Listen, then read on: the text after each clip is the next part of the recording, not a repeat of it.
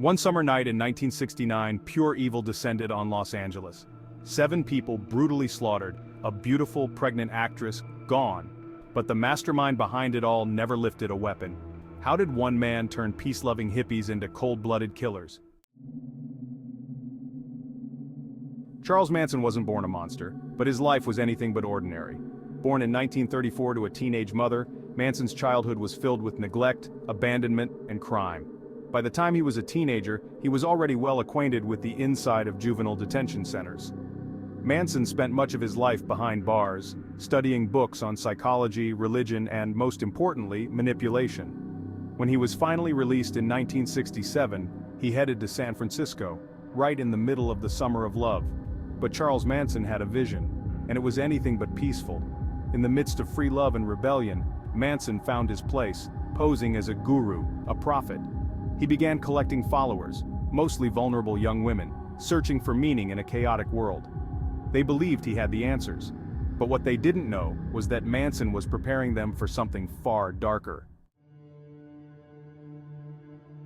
On Spahn Ranch, an old movie set in the California desert, Manson's cult, the family, began to grow. They lived communally, cut off from the outside world, under Manson's complete control.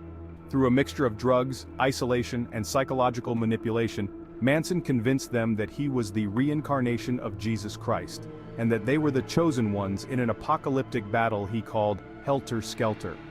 The Beatles' White Album became his twisted gospel. He told his followers that racial tensions would erupt into a violent war and they needed to be ready.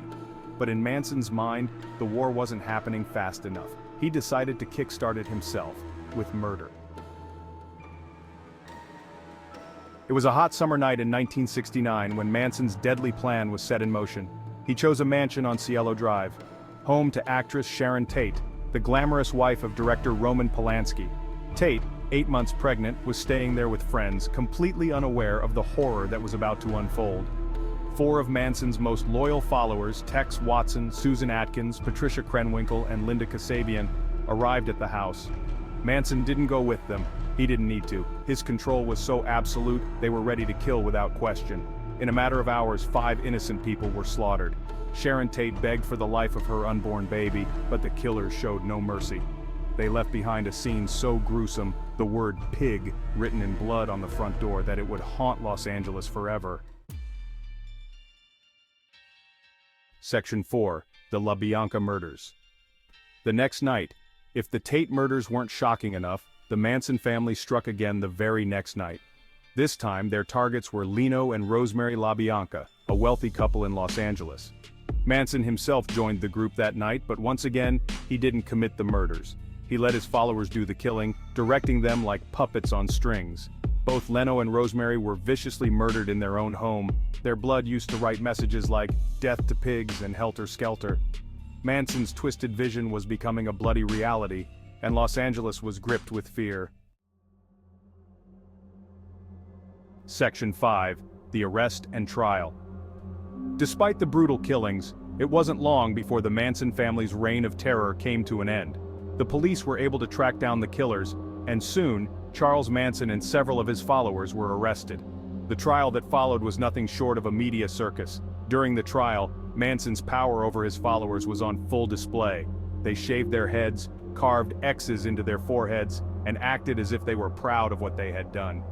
Manson had convinced them that they were not just murderers, they were revolutionaries. These crimes were meant to shock the world, and they did. In 1971, Manson and several of his followers were sentenced to death, though their sentences were later commuted to life in prison. Manson spent the rest of his days behind bars, becoming a symbol of madness, control, and the terrifying power of cults. Section 6. Legacy of Fear. The Manson family murders changed America forever. They shattered the illusion of the peace and love era and exposed a dark, violent underbelly lurking in the counterculture. Manson's face became a symbol of evil, and his story continues to fascinate, horrify, and disturb. Even decades after his death in 2017, the shadow of Charles Manson looms large over pop culture. But perhaps the most terrifying part of his story is not the murders themselves, but the way one man's charisma could turn ordinary people into killers.